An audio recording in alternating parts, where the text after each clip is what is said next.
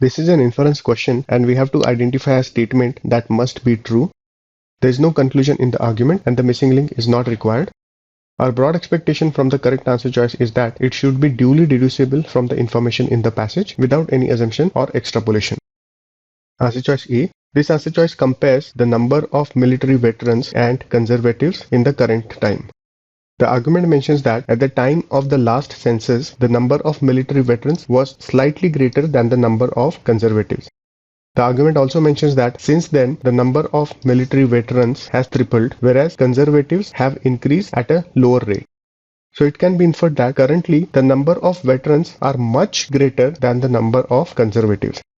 Whereas this answer choice states that there are fewer military veterans than conservatives. So this answer choice is the opposite of what can be inferred from the passage. So let's eliminate this answer choice. Answer choice B. This answer choice talks about the ratio between military veterans and conservatives and an increase in that ratio since the last census. As per the argument, at the time of the last census, the number of military veterans was slightly greater than the number of conservatives, and the military veterans have tripled since then, whereas the conservatives have increased at a lower rate.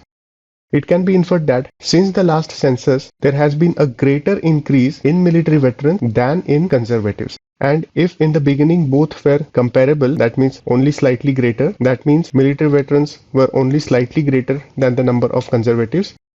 In such a case, it can be inferred that currently the ratio of military veterans and conservatives is much higher than the ratio at the time of the last census. If you find this logic a little difficult to understand, we can also do it mathematically. Let's assume that at the time of the last census, there were 100 military veterans and 90 conservatives, whereas currently there are 300 military veterans and let's say 200 conservatives. It can be inferred that this ratio, that is 100:90, is much lower than this ratio, that is 300:200. So either way, this answer choice can be inferred. This is a good answer choice, so let's keep this on hold. Answer choice C. This answer choice again talks about the ratio between military veterans and conservatives and says that this ratio has decreased. According to the argument, earlier the ratio was about 1, that is because military veterans were only slightly greater than the number of conservatives.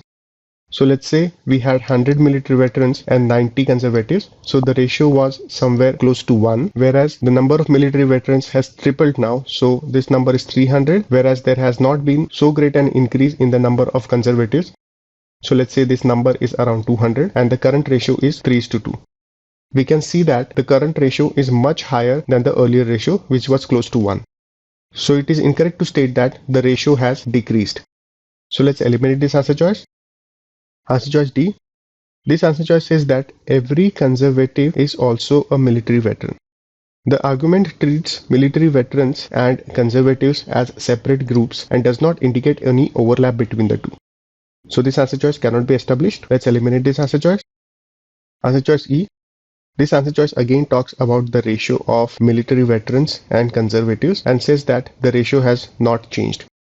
We can see that earlier the ratio was close to 1 because military veterans were only slightly greater than conservatives, but currently the ratio is much higher because military veterans have grown 3 times whereas conservatives have grown at a lower rate.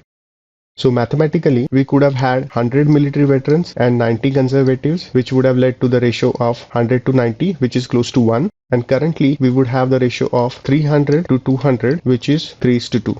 We can see that there has been a significant increase in the ratio, so it is incorrect to state that the ratio has not changed. So let's eliminate this answer choice. B is the correct answer choice.